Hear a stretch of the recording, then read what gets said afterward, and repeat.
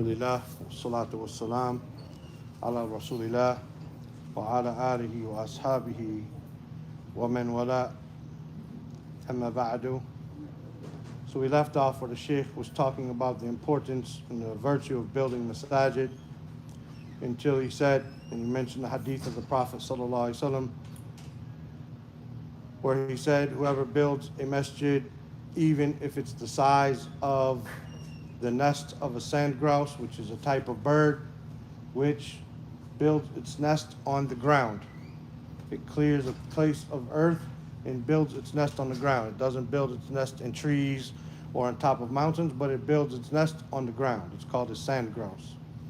Even if you build this small masjid for Allah, the size of this, then Allah will build for you a house in Jannah.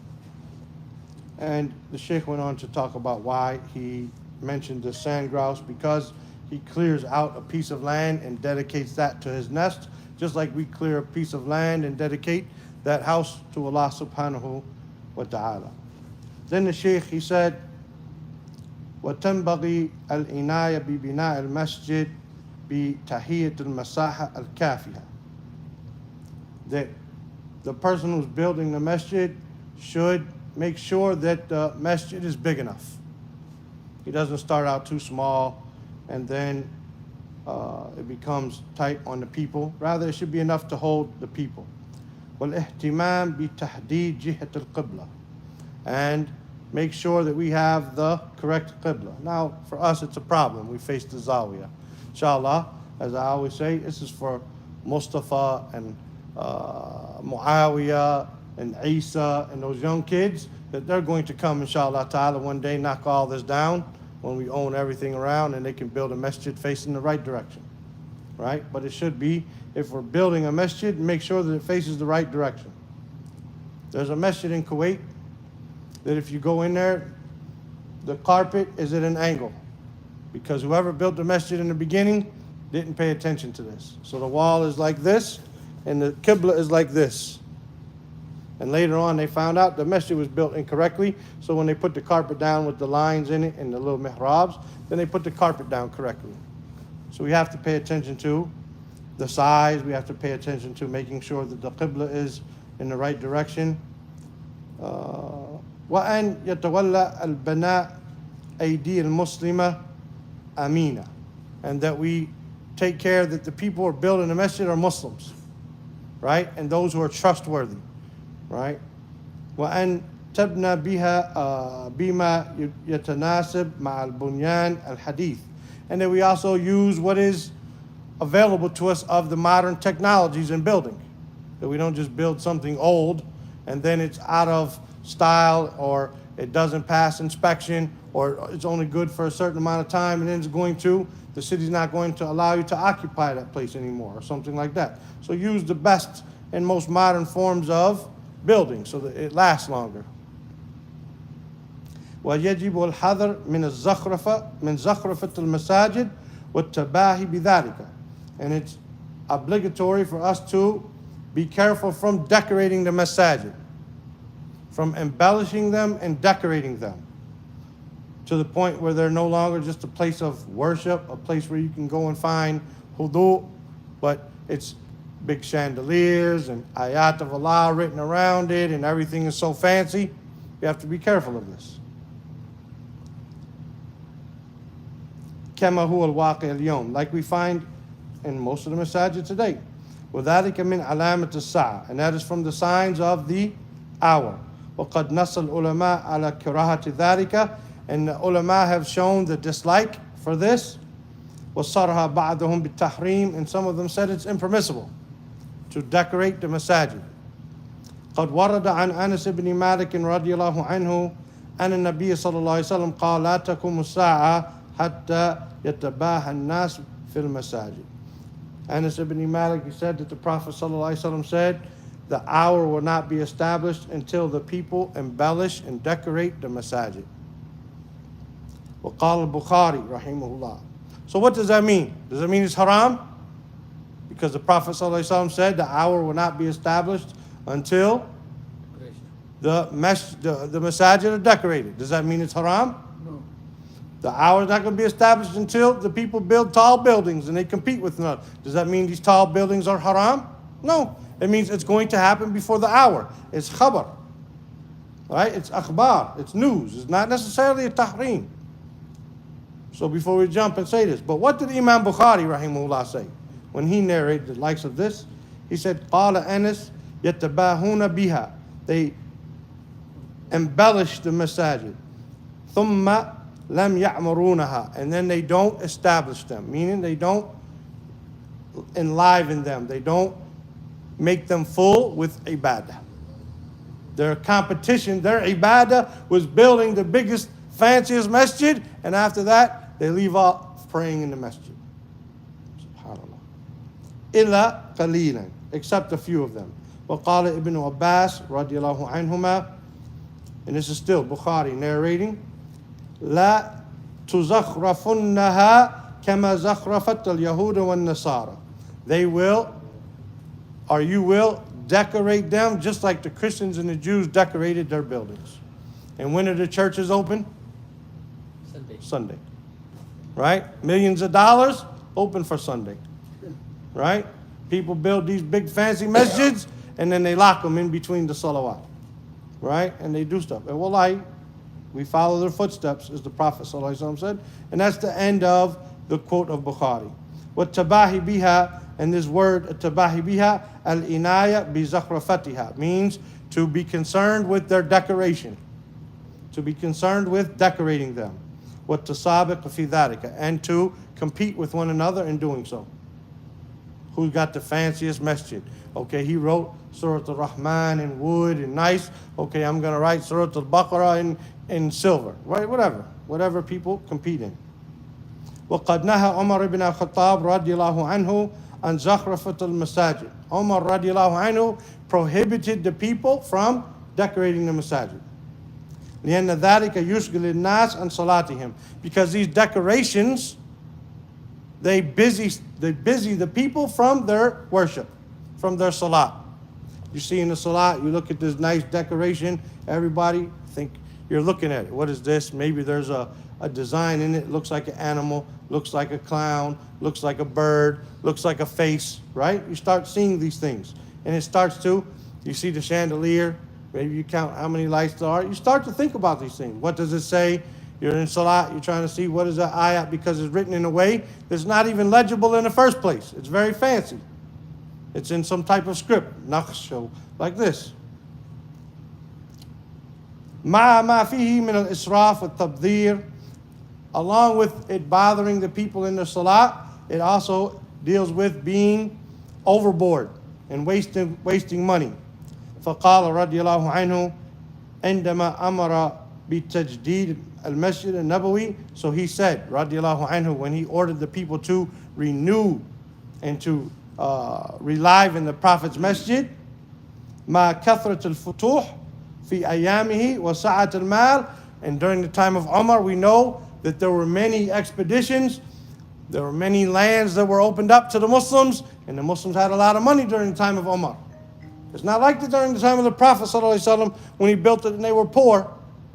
During the time of Umar, they were rich. The Muslims had money. They were conquering lands left and right. But what did he do? Did he say, decorate the masjids, now we're rich? He prohibited them from doing so, even though they had money. أكن الناس من المطر وإياك أن تحمر أو تصفر فتفتن الناس. He said, cover them and protect them from the rain. Cover them, protect them from the rain. But do not use red or yellow. Do not use red or yellow. Right? For then you might try the people. Wallahi, if you go to almost any masjid in the Middle East, the carpet is red and yellow. عجيب. قال النووي رحمه الله يكره زخرفة المسجد ونقشه وتزيينه. Imam al-Nawawi said it is disliked to decorate the masjid and to make engravings in the wall and stuff like this and to beautify it. للأحاديث المشهورة, due to the hadith which are well known. وَلِئَلَا يُشْغِلِ الْقَلْبَ الْمُصَلِّي, and so that you do not preoccupy the heart of the person who's praying with all of these decorations. وَلَعَلَّ الْمُرَادِ بِذَلِكَ قِرَاءَةُ التَّحْرِيمِ. And perhaps this kiraha, which he mentioned, is the kira'a of tahrim. Sometimes when the ulama, you have to learn. For instance, one scholar might say, akrahu dhalik. What does he mean? It's haram to me. You have to learn. Maybe a scholar says, akrahu dhalik, he means, I dislike it. Doesn't mean haram. Some scholars say, kiraha means tahrim. Some say kiraha means kiraha. You have to learn this. So the Shaykh, he says, perhaps a Nawawi statement of kiraha means prohibition. لما في ذلك من إضاعة المال, due to what that consists or partakes of wasting wealth. وتسبب في إشغال المصلين, and it causes the praying people to become preoccupied. وإبعادهم عن الخشوع والتدبر والحضور مع الله تعالى, along with keeping them away from having khushu', tranquility, and concentrating on the Quran and what they're saying in the salat, instead of looking all around at all the decorations, and they're being present with Allah the Most High. وقد أدى كثير من أهل العلم زخرفة المساجد من البدع في دين. And many of the scholars have considered to decorate the masjid to be an innovation in the religion. قال Ibn Battal, he said, بعد أن ذكر آثارا تدل على كراهة المغالاة في التشييد المساجد وتزيينها. He said, after mentioning many different narrations from the Salaf for the dislike of decorating and embellishing and going into exquisiteness in the masajid and beautifying them, he says, وهذه الآثار مع ما ذكر البخاري في هذا الباب تدل على أن السنة في بنيان المساجد القصد وترك الغلو في تشييدها خشية الفتنة ومباهاة ببنائها. He says all of these narrations, along with what Al-Bukhari mentioned in this chapter, show that the sunnah in building masajid is to be direct and do what needs to be done for the masjid, and to leave alone all of this extra stuff, all of this going overboard and beautifying them out of fear of fitna and building them. Fear of trials and tribulations that can occur by building the masajid. وكان عمر رضي الله عنه قد فتح الله الدنيا على أيامه. Allah had opened up the dunya during the time of Umar رضي الله عنه. As we said, he conquered all different lands, and they had money. وَمَكَّنَهُ مِنَ الْمَالِ, and Allah supported him with wealth. فَلَمْ يُغَيِّرُ الْمَسْجِدِ عَنْ بُنْيَانِهِ الَّذِي كَانَ عَلَيْهِ فِي عَهْدِ النَّبِيِّ صلى الله عليه وسلم. But he did not change the masjid of the Prophet صلى الله عليه وسلم as the Prophet صلى الله عليه وسلم built it during his lifetime. ثُمَّ جَاءَ الْأَمْرُ إِلَى عُثْمَانَ, and then Uthman became the Khalifa. وَالْمَالِ فِي زَمَانِهِ أَكْثَرُ, and the wealth in his time was even more than the time of Umar. فَلَمْ يَزِدْ أَنْ جَعَلَ فِي مَكَانِ اللَّبِنِ حِجَارَةً وَقَصَّةً. So he did not do anything more than, instead of making like clay bricks that they used during the time of the Prophet ﷺ, they turned them into stones and put plaster on top of it. That's all he did. To make it, instead of being a clay brick, a stone with plaster on it. وَسَقْفَهُ بِالسَّاجِ مَكَانَ الْجَرِيدِ, and he made the roof out of like solid planks of wood instead of the branches of palm trees in order to protect it. That's all he did. He didn't make it any fancy. فَلَمْ يُقَصِّرْ هُوَ وَعُمَرْ عَنْ الْبُلُوغِ في تشييده إلى أبلغ الغايات إلا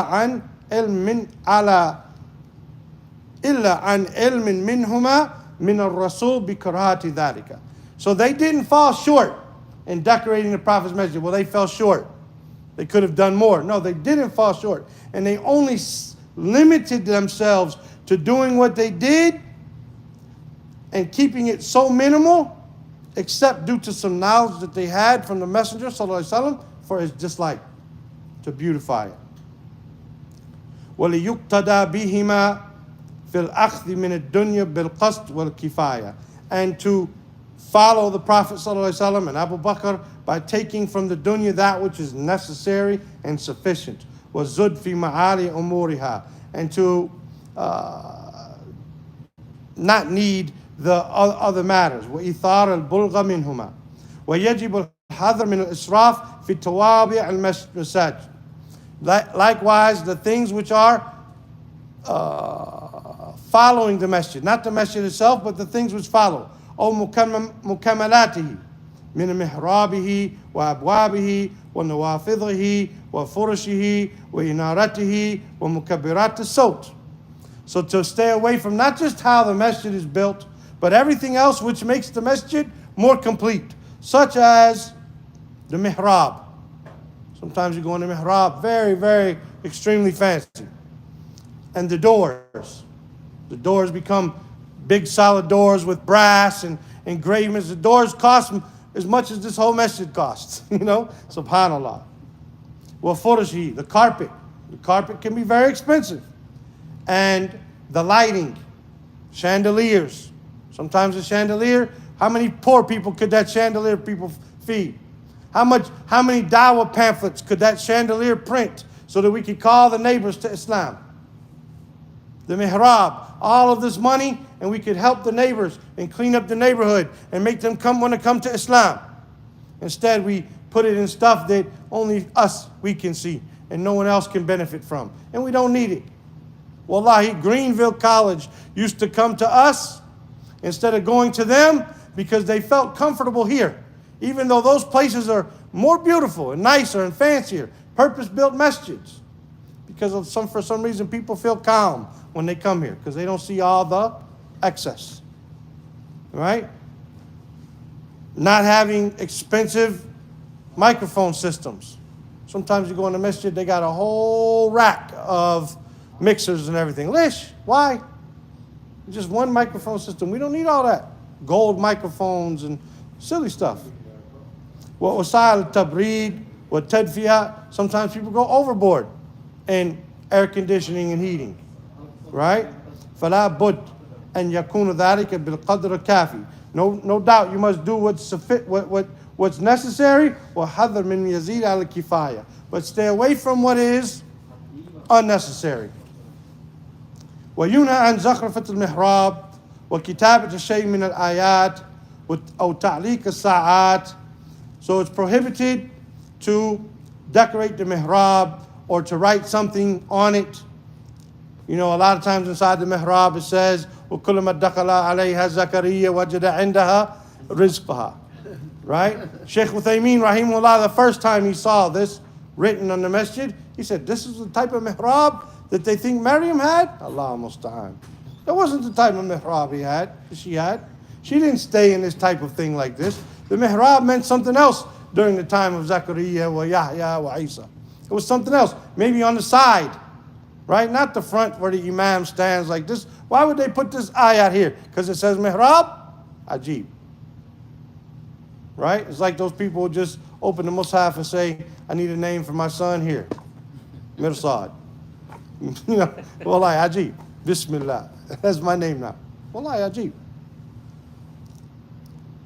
So you should not hang fancy clocks, something that will bother the people. That's why we always try to keep the clock in the back. We need to know what time it is, but we don't need to be looking at the time during the khutbah, during the salah. We don't need to be looking at that.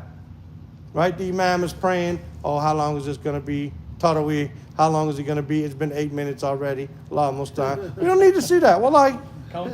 Busy yourself. وَنَحْوِ ذَلِكَ مِمَّا يَكُونُ فِي قِبْلَةِ الْمُصَلِّي. Things which are going to bother the praying person. قال Imam Malik rahimahullah ta'ala. We're almost done, inshallah. Imam Malik, he said, أَقْرَهُ أَنْ يُكْتَبْ فِي قِبْلَةِ الْمَسْجِدِ بِشَيْءٍ مِنَ الْقُرْآنِ وَالتَّزْوِيقِ.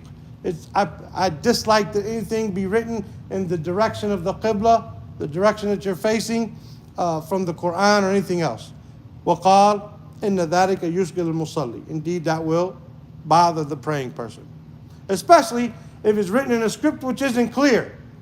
So the first time you come in the masjid, you don't read it, right? You see it, and you don't. But then next time you're like, what is? It's written in Kufi script. It's hard to read. Oh, that's that ayah. You're not listening to the imam. You're just looking at the decorations. وينبغي أن يكون المسجد مربعا ومستطيلا. This is something that we don't have the ability. The masjid should be square or rectangle, meaning لتتسوى فيه الصفوف. So that the rows be even, not 13 people, 20 people, 27 people, 40 people, because the masjid is at an angle. Rather, we should have a square masjid or a rectangular masjid, so the rows can all be of even length. That's what's recommended. وتتضح جهة القبلة لمن رأى المسجد. As well as the qibla be able to be known, the direction we're facing, for whoever sees the masjid, even from outside. كما ينبغي الحذر من عمارة المسجد على هيئة الطوحي بالتشبه بغيرها من البنيان. Likewise, the masjid should be built in a way that it does not resemble the other buildings around it. So we one day hope to do something with the outside of the masjid so it doesn't look like a warehouse like Sherman-Williams is a warehouse. We want to make it look a little different, make it look better, more like a place of worship. حتى إن من رأى بعضها لا يدري أهي مسجد أم لا. This is something we fall short in right now, right? We fall short in. There's other masajid here, same thing.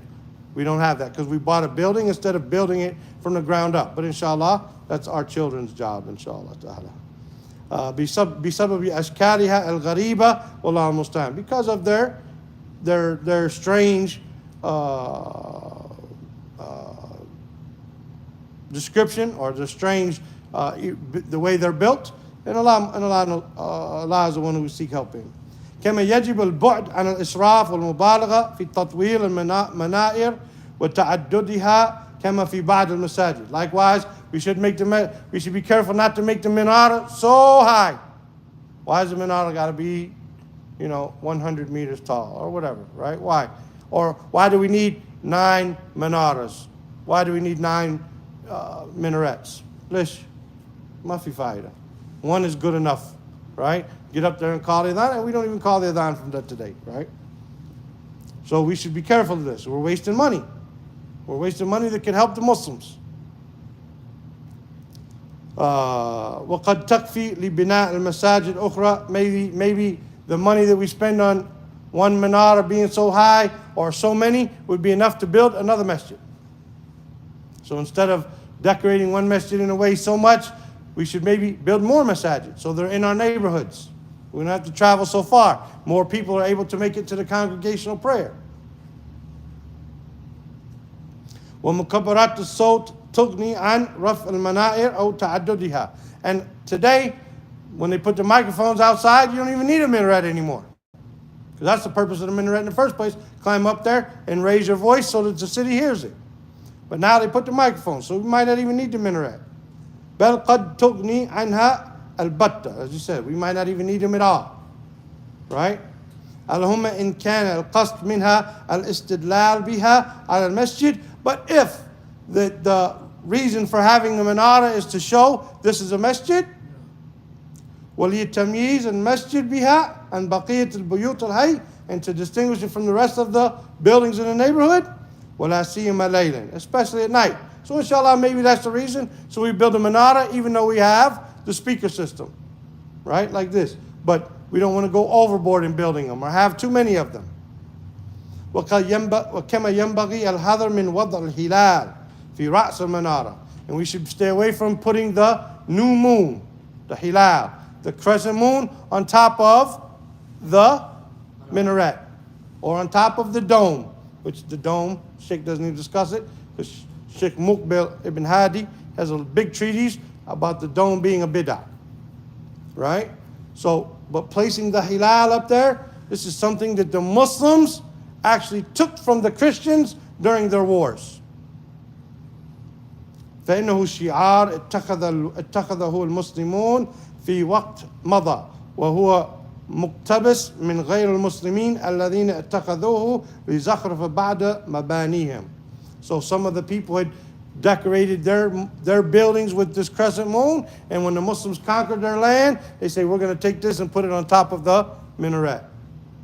So we should stay away from this. It's not something that the Prophet ﷺ did or the righteous Salaf did. وَلَا بُدْ أَن تَكُونُ فُرُشُ الْمَسْجِدِ مِنْ الْأَلْوَانِ الْهَادِيَةِ.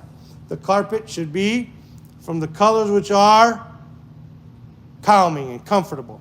Not something bright and jumpy and maybe, could cause agitation or nervousness in the people. التي ليست فيها شيء من التصاوير ولا زخرفة.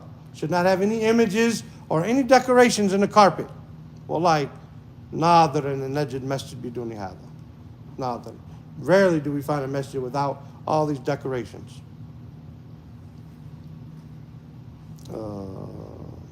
لأن الصور الصلبان والحيوانات تكثر في الفرش. Sometimes you find animals inside of those decorations. Sometimes you find a cross, because sometimes the people making those carpets are not Muslims. People in China, looks good, did this and that, find a cross in the masjid. Or you find something that's not permissible, images inside of here. فَيَنْبَغِي التَّنَبَّهُ لِذَلِكَ. So it's important for us to pay attention to. Alhamdulillah, the carpet we have coming is a solid color. A solid color, no lines, no designs, no nothing. And it's a masjid carpet. This is from like a carpet store. But we have something coming from masjid carpet. Khas lil masjid, we know that carpet lasts longer and is more comfortable.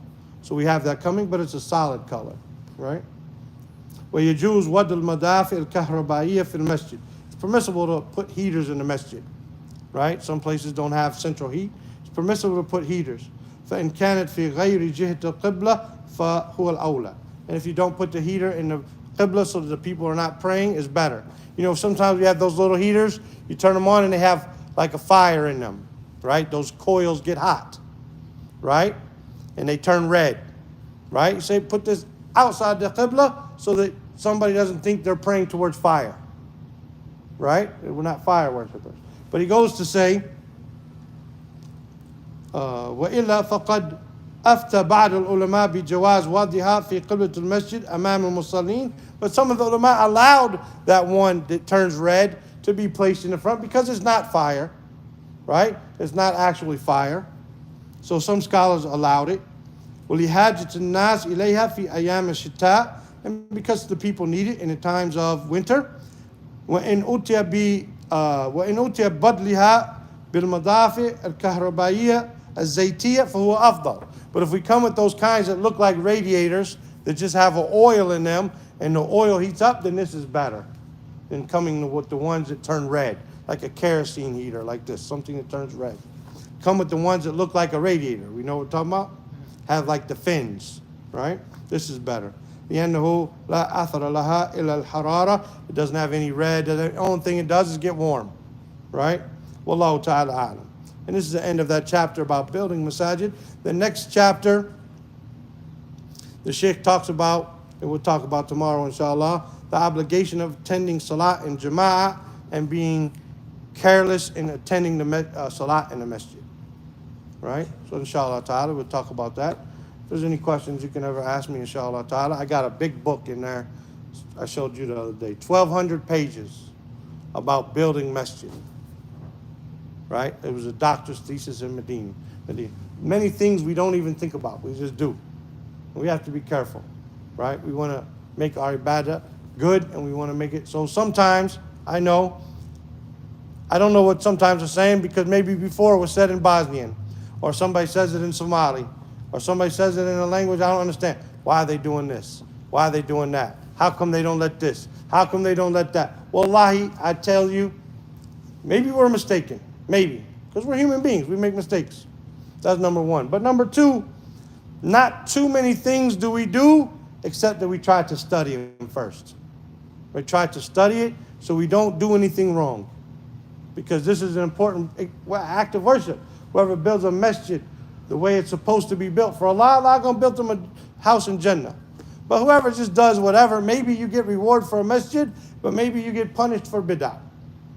So you instead of getting all the deeds, you just level yourself back out, So we want to try to do the best. So inshallah ta'ala, we're trying to have these classes to talk about how to build a masjid, how we should be in the masjid, so that we are pleasing to Allah subhanahu wa ta'ala by being here. You didn't leave your home and walk through the alley and leave your air conditioning at home and your nice couch, which was comfortable, to come here to harm your brother and get sins, right? You didn't come here today. You came here to do good deeds and get rewarded by Allah. But maybe if we do something not thinking, we do something wrong and we lose some of that reward. Jazakumullah khair. Yeah. So I always ask myself, why that one is there? Why what? This one.